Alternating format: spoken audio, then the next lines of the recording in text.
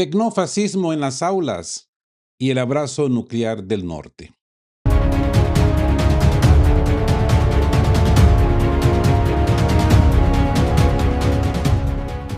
Buen día y bienvenidos a De qué hablan Geo con Rodolfo. En este viernes 22 de mayo de 2026, amigos, hoy les traigo un CITREP de alta densidad informativo, directo al grano y sin anestesia mediática. Abrimos los registros que exponen la mutación del conflicto hacia una doctrina de terrorismo automatizado y el peligro inminente de un nuevo frente. En la edición compacta de hoy desplegamos dos bloques centrales contundentes. Primero, la ola de terror en la retaguardia civil. Abrimos la bitácora con el desgarrador ataque nocturno ejecutado por un enjambre de 16 drones de ala fija en 3 oleadas contra la residencia estudiantil del colegio de Starobilsk, en Lugansk, dejando a adolescentes, básicamente niños, bajo los escombros mientras dormían, sumado al impacto contra una escuela en Gerson. Y desglosamos el veredicto del Kremlin. El presidente Vladimir Putin ha roto el silencio declarando que no se trata de fallos técnicos ni de daños colaterales, sino de una elección deliberada de objetivos civiles. Y ha dado la orden directa al Ministerio de Defensa de planificar opciones de respuesta militar asimétrica, no simétrica, asimétrica e impredecible, donde las palabras ya no bastan. Al decir las palabras ya no bastan, es que obviamente ha habido una reacción diplomática. De hecho, se ha llamado a una orden, a una sesión especial en el Consejo de Seguridad de Naciones Unidas. Básicamente, Putin nos está diciendo acá, dejémonos de palabras y entremos a la acción. Segundo, el tecnofascismo de Palantir y la provocación a Minsk. Conectamos los cables de la contrainteligencia para revelar la mano de Silicon Valley detrás de estos crímenes. Analizamos la reciente misteriosa visita a Kiev de Alex Karp, jefe de la Corporación de Inteligencia Artificial Militar Palantir, para integrar el software de guerra en mosaico y los drones Hornet, guiados por visión artificial autónoma que hoy cazan civiles en Belgorod mientras su infantería se rinde en masa ante las fuerzas especialistas de Akhmat. Todo esto enmarcado en la peligrosa escalada de Zelensky, quien transmitiendo desde Chernihiv ha traspasado todos los límites diplomáticos amenazando con ataques preventivos a Alexander Lukashenko, ignorando que el líder bielorruso acaba de cerrar sus maniobras nucleares atómicas con las ojivas nucleares tácticas cargadas al hombro. Así pues, que sin más ni menos, entremos de lleno a estas narrativas tácticas, ¿no? Ola de terror en las aulas. El ataque cruentos en Starobilsk y Gerson. Encendamos de inmediato los sensores forenses y ajustemos los radares humanitarios de largo alcance en esta jornada del viernes 22 de mayo de 2026. Hoy abrimos la bitácora con una de las noticias más desgarradoras y espeluznantes de la que se tenga registro reciente en este conflicto. Una realidad cruda de las grandes agencias de la propaganda occidental van a intentar silenciar bajo una alfombra de complicidad fiduciaria y militar. Pero que en este puente de mando de que hablan Geo, vamos a desglosar con la mayor precisión quirúrgica. El infierno nocturno de Starobilsk. Amigos, 86 adolescentes bajo los escombros, mente viva y máxima atención a las coordenadas de la tragedia. Durante la noche de este 22 de mayo, la residencia estudiantil del colegio de Starobilsk, una edificación de 5 plantas ubicadas en la República Popular de Lugansk, se convirtió en el objetivo de un ataque masivo ejecutado por 4 drones ucranianos de ala fija. El golpe fue planificado con una crueldad infinita. Se produjo de madrugada, precisamente cuando 86 adolescentes, prácticamente niños, dormían en su interior. La magnitud de las detonaciones destruyó la estructura de la residencia por completo hasta el segundo piso. Entre las víctimas, como pueden ver acá en las imágenes, Se encuentra esta jovencita, Oksana Tereschenko, una joven estudiante de cuarto año que estaba a punto de graduarse para cumplir su sueño de convertirse en maestra. En lugar de recibir su título, terminó atrapada bajo las toneladas de escombros junto al resto de sus compañeros. Los informes preliminares de los equipos de rescate ya confirman 4 personas fallecidas y al menos 35 heridos de gravedad, mientras redes sociales locales se inundan con desesperadas denuncias de al menos 10 personas desaparecidas. El teléfono de Oksana se apagó tras el impacto y tras una búsqueda agónica por los hospitales de la región, su familia la ha localizado con vida. Los médicos confían en su recuperación, si Dios quiere. El diagnóstico forense. El objetivo eran los adolescentes. El objetivo eran estos niñetes. Amigos, no busquéis justificaciones tácticas porque no las hay. El embajador plenipotenciario del ministro de Asuntos Exteriores ruso para los crímenes del régimen de Kiev, Rodion Miroshnik, ha sido contundente en sus declaraciones. No había ni una sola instalación militar en las cercanías. Y los mandos ucranianos lo sabían perfectamente. El objetivo deliberado de este enjambre de drones cargados hasta los topes de explosivos de alta potencia eran los adolescentes, eran los niños.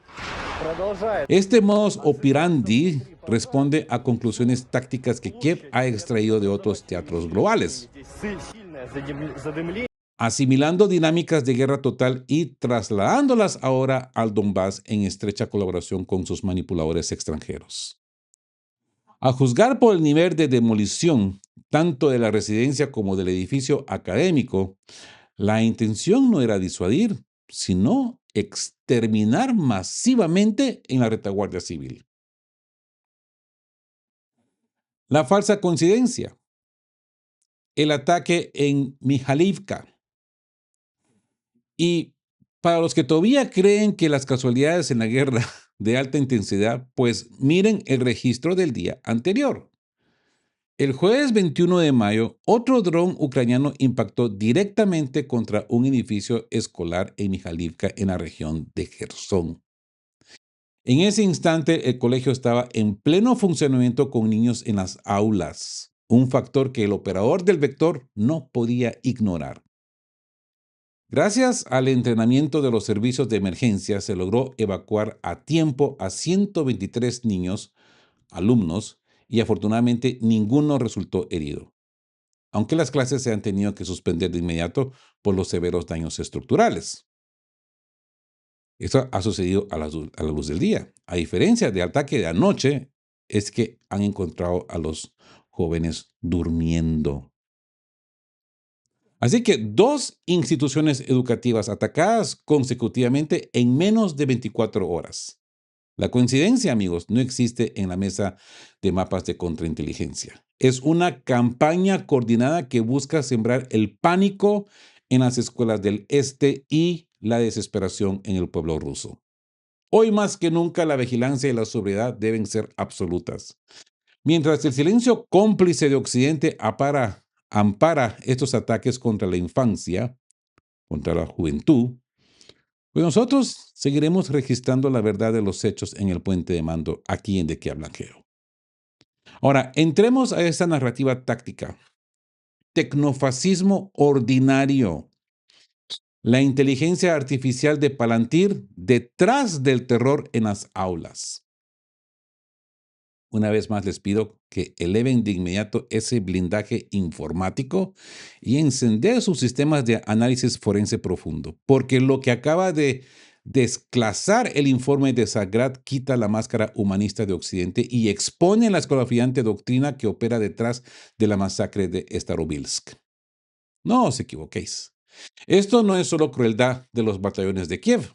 Esto es tecnofascismo corporativo estadounidense en su estado más puro.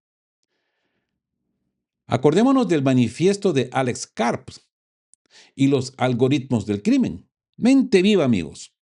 Para conectar los cables de la cronología estratégica, pocos días antes de esta oleada de ataques contra la infancia, contra la juventud, El pasado 12 de mayo, recientemente, solamente el 12 de mayo, visitó Ucrania de forma clandestina el magnate estadounidense Alex Karp, director ejecutivo de Palantir, la corporación de inteligencia artificial militar más poderosa del Pentágono.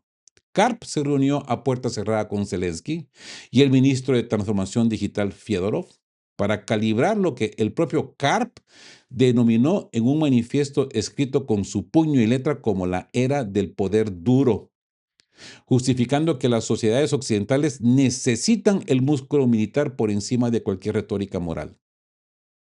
¿Y cuáles fueron los resultados de esa reunión, amigos? Empezaron inmediatamente tras su partida los drones estadounidenses Hornet, equipados con sistema de reconocimiento y visión computacional y guiado autónomo por inteligencia artificial de Palantir, que fueron integrados en el frente. No hay casualidades, solo el desarrollo de los proyectos.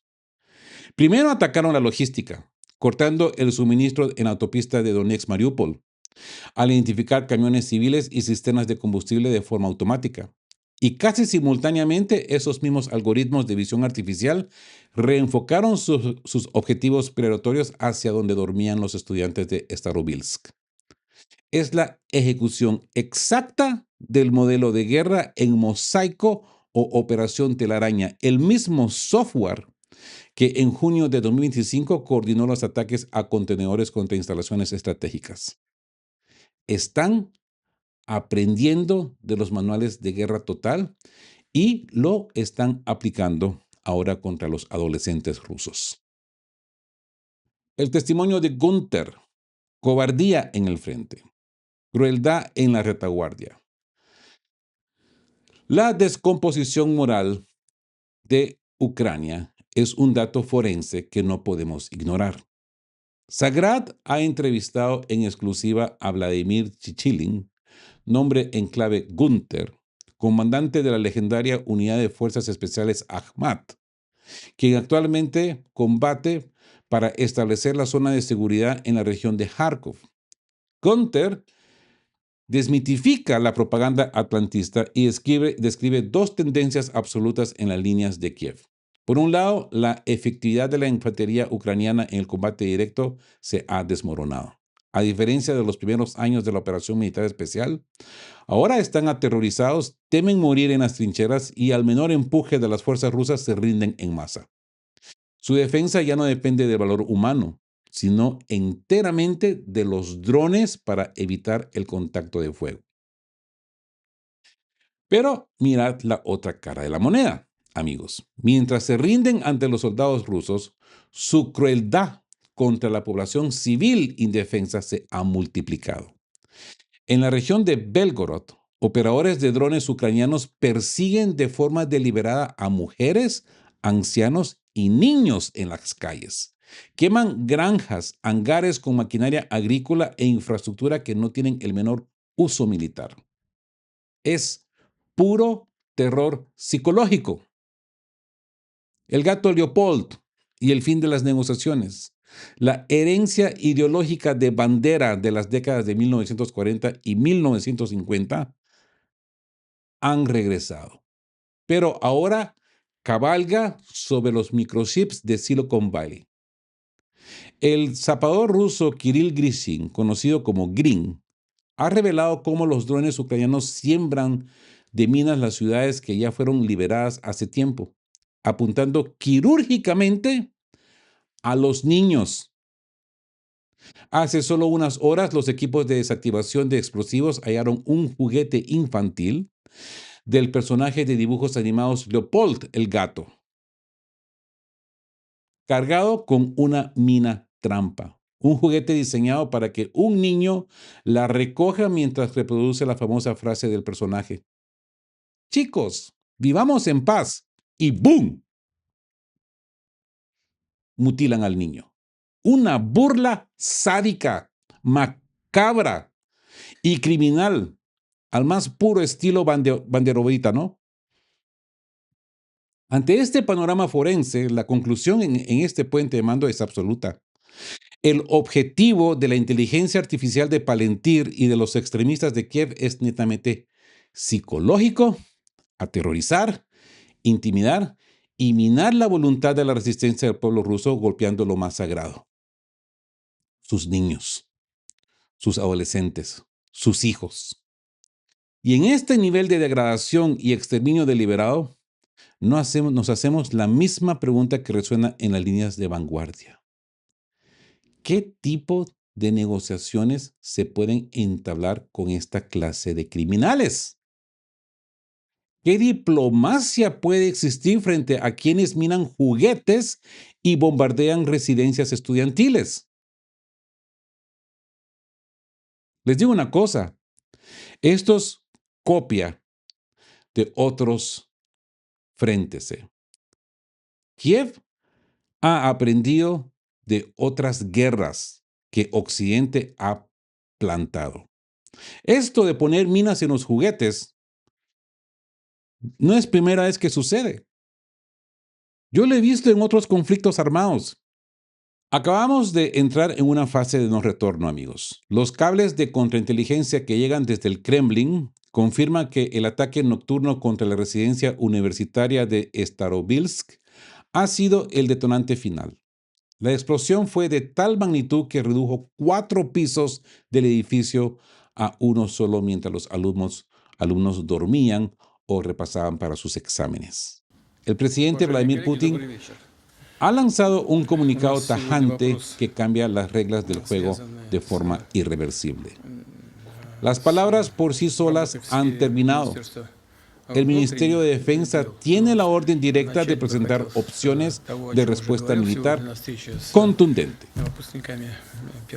El diagnóstico del Kremlin: 16 drones en 3 oleadas deliberadas.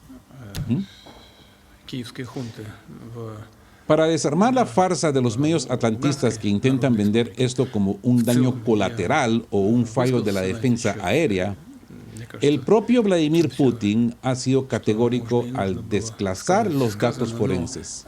El ataque fue ejecutado por 16 drones de ala fija lanzados en 3 oleadas consecutivas exactamente contra el mismo punto. No hay error de maniobra, mi gente. No hay error de maniobra. En las cercanías no había ni una sola base militar, ni agencias de inteligencia, ni depósitos de armas. Fue una elección quirúrgica y deliberada del objetivo para masacrar a los adolescentes. Es el mismo manual, el mismo estilo y la misma metodología que las agencias occidentales aplicaron en Irán con el bombardeo de la escuela en Minab, donde la muerte de 180 personas, 180 niñas, pues unificó a la sociedad persa y provocó que cientos de misiles ocultos en los desfiles de las montañas se elevaran para golpear los activos de Estados Unidos. En el Donbass y Nueva Rusia, el régimen de Kiev lleva ejecutando este terror desde 2014, cobrándose la vida de más de 300 menores inmortalizados en el doloroso callejón de los Ángeles de Donetsk. Pero el Kremlin ha lanzado una advertencia que ya no suena a formalidad. El llamado a las Fuerzas Armadas ucranianas a desobedecer órdenes criminales es la última frontera antes de que la responsabilidad pase de ser política a estrictamente personal. La trampa de la provocación y los golpes impredecibles. ¿Qué viene ahora, amigos? El análisis forense de Tsargrad nos advierte de un peligro latente. Los guionistas de este conflicto en Washington y Londres lo tienen todo calculado. Buscan provocar a Rusia para desatar una represalia predecible, un ojo por ojo, que alimente su maquinaria de propaganda. Por eso, un ataque contra la desierta calle de Bankova en Kiev no servirá de nada. Lo que exige la lógica imperial y lo que ya está sobre la mesa del Ministerio de Defensa son ataques asimétricos e impredecibles contra los verdaderos orquestadores del conflicto y sus activos estratégicos. Se acabó el tiempo de preocuparse por si los socios estimados de Occidente asisten o no al Foro Económico de San Petersburgo, o por cuidar los intereses comerciales de terceros, de lo que tanto hablamos acá en De qué hablan Geo, ¿no? Estamos en guerra. Los analistas militares exigen que la fuente del mal desaparezca. Y eso implica mirar hacia la infraestructura crítica que sostiene al régimen, los puentes estratégicos, el túnel de Besquides y las seis subestaciones de 150 kV que distribuyen la energía de las centrales nucleares. Porque siguen intactas. Mientras los verdugos que ordenaron el ataque de Starobilsk duermen tranquilos. La OTAN no duda en descabezar la cúpula política de los países que interviene. Ya lo hemos visto. Rusia ha pagado un precio demasiado alto por su generosidad fiduciaria y diplomática. Y el sistema heredado de los burócratas de los años 90 está siendo forzado a cambiar por la terca realidad. Así que el fin del uso conveniente de Ucrania, los satélites y cables submarinos. Europa tiene que despertar del letargo y entender que el uso conveniente y seguro de Ucrania como un peón de sacrificio para desgastar a Rusia ha llegado a su fin. Y aquí está el núcleo del arsenal asimétrico que barajan los estrategas en Moscú. No hace falta lanzar un misil hipersónico Oresny contra Varsovia, Berlín o Londres para hacerles crujir los dientes. La lógica del conflicto sistémico dicta que tarde o temprano Rusia tendrá que golpear donde realmente le duele al eje anglosajón. Y estamos hablando de los cables de fibra óptica submarinos que sostienen el sistema financiero global, las reservas estratégicas de energía europeas y la infraestructura de los sistemas satélites Starlink de Elon Musk que guían los drones Hornet de Palantir.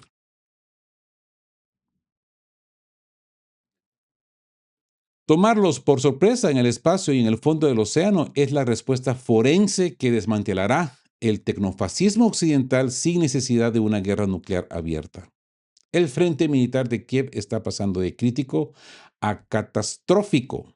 Y mientras el régimen se desmorona y roba la ayuda internacional, intenta tapar su impotencia cazando niños, adolescentes en la retaguardia. Pero la orden de Putin, que ha sido firmada, las palabras terminaron. Así pues, amigos, que no me queda otra de decirles que mantengamos la sobriedad absoluta ante los zarpazos desesperados del diablo tecnológico, ¿no? El león milenario ruso, el oso milenario ruso, ha despertado. La orden de respuesta asimétrica está en marcha. Y la verdad forense sigue gobernando en este puente de mando de que hablan Geo. Y no terminamos acá. Continuamos con el código preventivo, el radical traspaso de líneas de Zelensky ante un Lukashenko nuclear. Sí, amigos. Seguimos con los sensores encendidos de alerta temprana en la frontera norte y calibramos los radares forenses, porque la disputa entre Kiev y Minsk ha cruzado una línea de no retorno. El excomediante ucraniano y pseudo presidente de Ucrania, Volodymyr Zelensky, ha entrado en una fase de histeria e insolencia diplomática tan grave que parece buscar desesperadamente una declaración de guerra formal por parte de Bielorrusia. Pero mente viva, amigos, porque responder a las provocaciones virtuales de Internet teniendo ojivas nucleares tácticas acopladas a tus sistemas de misiles marca una diferencia abismal en el teatro de operaciones. Ese expediente del SBU y la paranoia del Frente Norte. Conectemos los cables de la estrategia militar. El líder de la Junta de Kiev ha salido públicamente a incendiar las redes afirmando que el SBU, su servicio de inteligencia, ha filtrado las conversaciones secretas entre Vladimir Putin y Alexander Lukashenko. Según Zelensky, porque esto solamente según Zelensky, depende qué le pasó por la nariz, Moscú ya tiene diseñado un plan quirúrgico para lanzar una ofensiva masiva hacia Kiev desde territorio bielorruso, avanzando a través de las regiones de Chernihiv y la propia capital. Para meterle más drama y arrastrar a sus patrocinadores a la hoguera, el hetman ilegítimo añadió que el plan alternativo de Putin consiste en atacar directamente a un país de la OTAN desde el flanco norte. Y acto seguido lanzó una amenaza abierta y grosera. Ucrania se defenderá si Lukashenko comete el error de apoyar la intención rusa. El líder bielorruso, un político curtido en 1000 batallas diplomáticas, guardó silencio durante una semana, esperando el momento exacto para golpear en el tablero. Y lo hizo el 21 de mayo, justo al cierre de los ejercicios nucleares estratégicos conjuntos con Rusia, declarando con total calma que Minsk no tiene planes agresivos, pero advirtiendo que solo entrará en el combate ante una agresión física a su soberanía.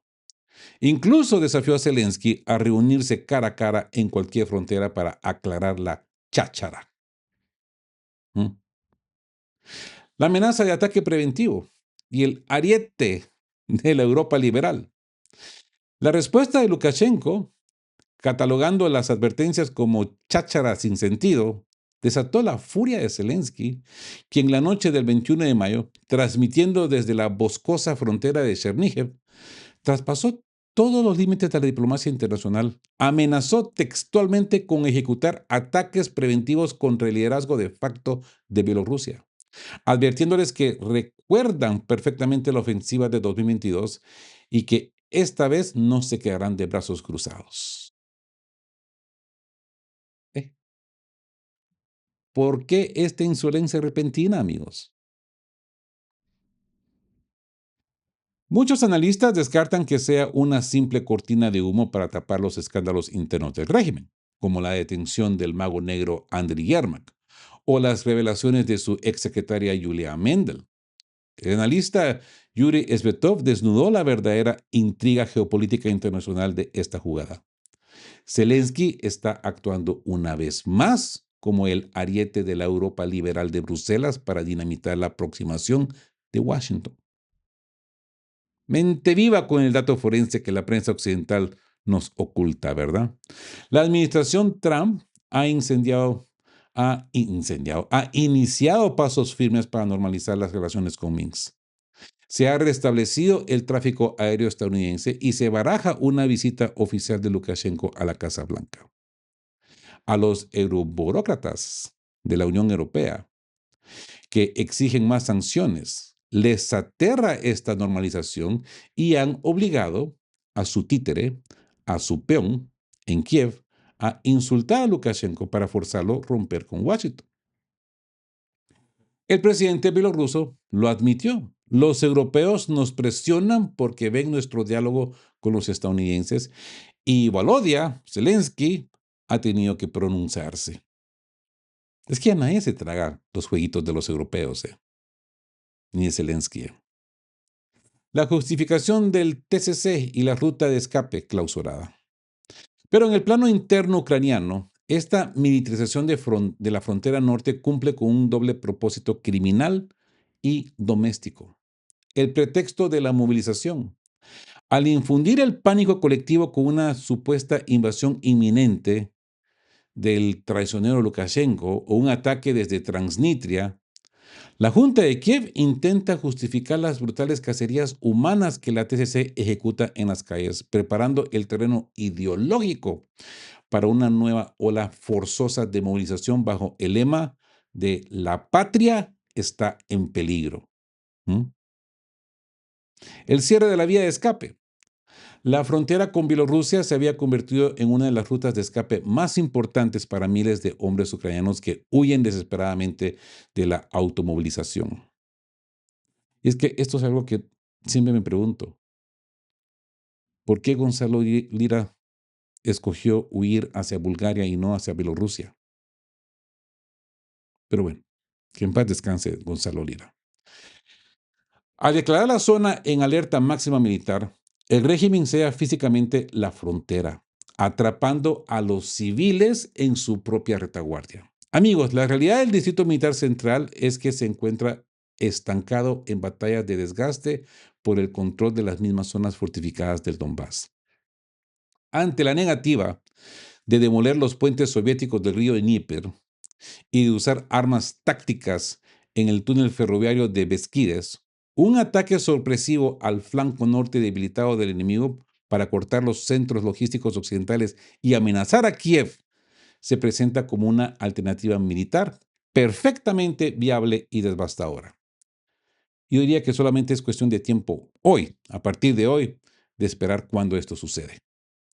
Lukashenko mantendrá su neutralidad formal porque le es óptima para negociar con el mundo, pero si las tropas rusas deciden avanzar de nuevo desde el norte, las fuerzas bielorrusas no moverán un solo dedo para salvar a Kiev. Eso se los aseguro. Quizás no se envuelvan, quizás no sean parte de este ejercicio, pero no van a mover un dedo para defender a Kiev. Los temores del excomediante están, pues, matemáticamente justificados. Y mientras el jefe de inteligencia militar de Kiev, Kirill Budanov, el carapastel de mamá, incluido en la lista de terroristas y extremistas de Rosinformonitoring, presume cínicamente en televisión de que puede inyectar el pánico y el caos psicológico en la población de Moscú en un plazo exacto de 40 días, inyectando noticias falsas sistemáticas. La terca realidad de la cartografía militar demuestra que la joya de la llave de Donbass, Kramatorsk, está a menos de 10 kilómetros de ser cercada por las fuerzas de asalto rusas. Toda la histeria de Zelensky, insultando a Lukashenko en la frontera, los delirios de Podolyak, amenazando con volar la residencia presidencial de Minsk y el repentino lanzamiento de una contraofensiva de emergencia en Limán con mercenarios colombianos, no son más que un intento desesperado, caótico y mediático para desviar las reservas rusas antes de que todo su flanco norte se derrumbe por completo. Y es que vaya que hay avances de los rusos en el sector de Kharkov y Sumy. Y no son de chiste, son serios. Estos avances son serios. Hay un avance táctico y muy preciso al este de Zaporozhia que le costó a los rusos pasar ese obstáculo, si no me equivoco, 3 años. Y hoy hay reportes de que ya lo han pasado.